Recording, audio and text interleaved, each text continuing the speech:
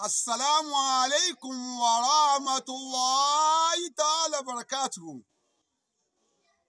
Mo kí gbogbo èèyàn ọmọ ìyá wa nínú ẹ̀sìn Islam àti káàkiri àgbà ńlá ayé. Àlàáfíà Ọlọ́run, ìbùkún Ọlọ́run kó máa bẹ nìkọ̀ọ̀kan wa. Àkòrí ọ̀rọ̀ mi náà ni pé ta lalábùkù. Ṣé ọkùnrin tẹ́ ń wò yìí, ọkùnrin jákujàsó lalábùkù ni àbáwọn àfáà alátẹnujẹ? Torí la fi ń pariwo lójoojúmọ́ fún gbogbo ẹ̀yin tẹ́ rí kàkiri àdúgbò náà pé ẹ̀yin àfáà yẹn lọ wá ṣẹ̀ṣẹ̀. Ẹ wá níṣẹ́ gidi lọ́wọ́, ẹ wá ń sọ pé ń lọ sílé olówó ta lẹ́ nínú ta ní jẹ́ Wasiu Ayinde lẹ́gbẹ̀ẹ́ Al-Qur'an. Ta ní jẹ́ Wasiu Ayinde wọ́n pe wọ́n ní kí n gbà ta ní jẹ́ kẹ́yìn náà ẹ kọ́kọ́ gbó kọ náà kíngì o ta ní jẹ́ kíngì. Ọlọ́run ní jẹ́ kíngì ẹnì kò lè bọ́lọ̀ ń dúpọ̀. Àwọn ni lẹ́nu tiẹ̀ Wasiu Abdulwasi ó ṣe dáadáa ó mọ̀rọ̀ sọ ó mọ̀rọ̀ sọ bẹ́ẹ̀ kesi bẹ́ẹ̀ sì máa sọ̀rọ̀ kọlù. Gbogbo ẹ̀yin àfáà náà dẹ̀ ń sọ fún yín náà. Ẹ̀yin náà gbọ́n tó ń sẹ́lá Nábì wa Muhammad sallallahu alayhi wa sallam tó sọ fún wa wípé ó ròyìn àwọn àfáà dáadáa. Ànábì ròyìn wa dáadáa, ó ròyìn wa dáadáa. Ẹ̀yin ní kẹ́ ẹ tún wà ara yín ṣe. Ẹ lọ wá ṣẹ́ gidi ṣe. Èyí ṣọwọ́ ẹ lọ kọ́ ń pa electricity, ẹ lọ kọ́ ń pa iná electrician. Ẹ gbọ́ ìmọ̀ ń pa náà ẹ lọ kọ́. Bó jẹ́ pé ṣe carpentry náà lẹ́fẹ̀ẹ́ sí ọ̀hún pé ní pé carpenter lágbájá wà fà carpenter ṣé kò wá dàbí? Ọlọ́mọ ṣe iná látẹnujẹ, ọlọ́mọ ṣe Allahu Akbar. Ẹ̀yin náà gbọ́n tá Nábì sọ sallallahu alayhi wa sallam. Ó ní al-ulama warasatul anbiya. Àwọn àfáà tá a já àfáà rẹ̀ tá ìsàlákùn jẹ́ ní o. Tá a já al-sunnah tọ́lọ́ àti tànẹ́bí wa Muhammad sallallahu alayhi wa sallam. Alami ilati lai wa alami ilati Ibrahim alayhi salatu wa salam.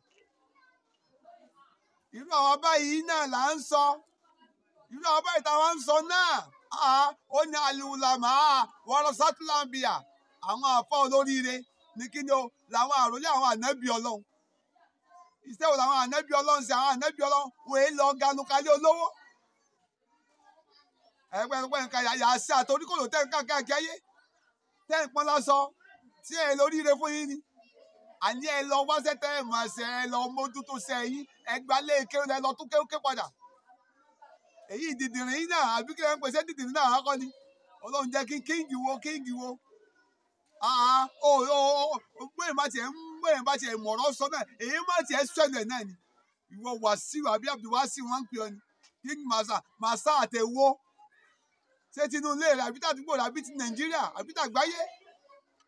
Ṣùgbọ́n ọjọ́ ìyàlẹ̀ ló fún ọ. Ta ló ń kà lábùkù gan náà? Ìwọ gangan náà gan tó bá sọ alábùkù gan nìwọ náà. Alábùkù ni ọ. Ó ṣe dáadáa púpọ̀.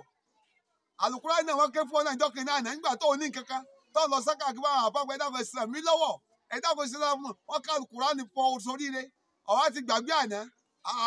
Ó ṣe dáadáa púpọ̀. Ṣùgbọ́n tọkọ dùn mí náà ni pé ta lẹ̀ ń kàn lábùkù. Ta lọ ń kàn lábùkù, ta lẹ̀ ń kàn lábùkù. Ẹ lọ ṣe dáadáa púpọ̀. Ẹ lọ ṣe dáadáa, tẹ́ bá ti ṣe dáadáa. Ẹ mọ̀ tẹ́ fẹ́ ṣe láyé yín. Ẹ mọ̀ tẹ́ fẹ́ gbàrè. Ẹ mọ̀ bẹ́ẹ̀ ṣe fẹ́ ṣe ń gbèsè ayé yín.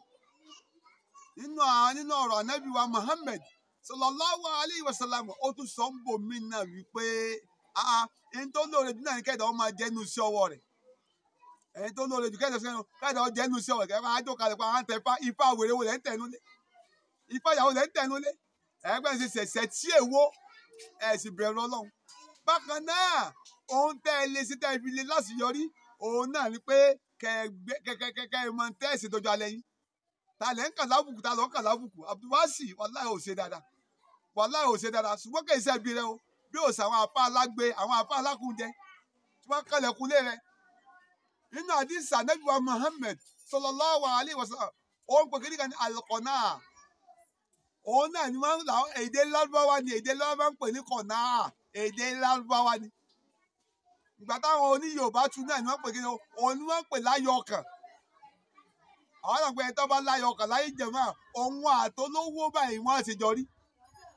ẹ̀yin ọmọ ìyá mi ohun tí mò ń pariwo fún yín náà ni pé ta ni Wasiu Ayinde kàn lábùkù ta ló ń kàn lábùkù Gúnúsì àbí kí wọ́n ń pè é Gánúsì èwo ní Gánúsì ìwọ ń Gánúsì tí wọ́n Gánúsì ìwọ ń bára láyé àbọ̀ àwọn pé sọ̀rọ̀ mọ́sẹ́ tó ń ṣe ni ẹ sọ fún mi olóríwo lọ́kọrin tí ó tó wòye sálágbé ẹ máa gbé microphone dání báyìí ẹ máa gbé kíní kankan èwo kíní kankan bí ọba náà fojú tì wọ́n náà alágbe gangan ìwọ gangan náà ni Gánúsì gangan náà wà ní ìwọ gangan náà lọ sọ́ra rẹ gàràgàrà rẹ ti pọ̀ jù láwọn àfà lọ sọ́ra rẹ dáadáa lọ sọ́ra ẹ̀yin àfà náà ẹ lọ mọ́tò sẹ́yìn ẹ gbalẹ̀ ìwé lọ bẹ́ẹ̀ bá lè kàwé ẹ lọ kàké bẹ́ẹ̀ bá kàké kọ́ yẹjú ẹ lọ wẹ́kọ́ ẹ lọ wá sẹ́kọ̀ ẹ lọ wá gidi sẹ́kọ̀ tàbí kẹ́ ẹ kọ́ ní òkọ́ kẹ́ ẹ lọ bá ṣàgbẹ̀ eléyìí náà yóò lóore fún ju pé à ń ganu síbì kẹ lọ nítorí ìdílé yìí ìwọ Abdulwasiu Ayinde dákun ṣọ́ra rẹ púpọ̀ ẹ dákun ṣọ́ra rẹ púpọ̀ àwọn bẹ́ẹ̀ sẹ́ńtọ́ ò lè yẹpẹrẹ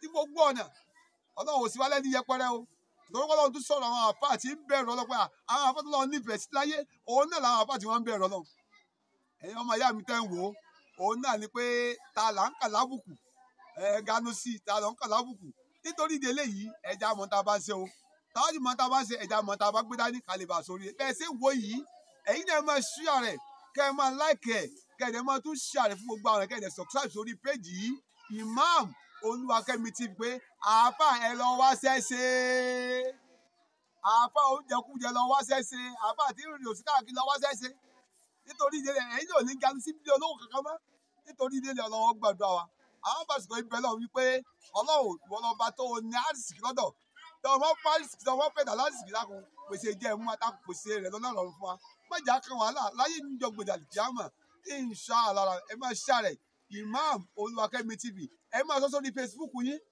Facebook yẹn lè sọ pé àáfà lọ wá ṣẹṣẹ o ọmọ Gánúsì olówó mọ ọlọmọṣẹ àgbàdo ẹnì kọ̀ọ̀kan wa ọlá subhana rabbika rabbil izzati amma yasifun wassalamu ala al-mursalina walhamdulillahi rabbil alamin.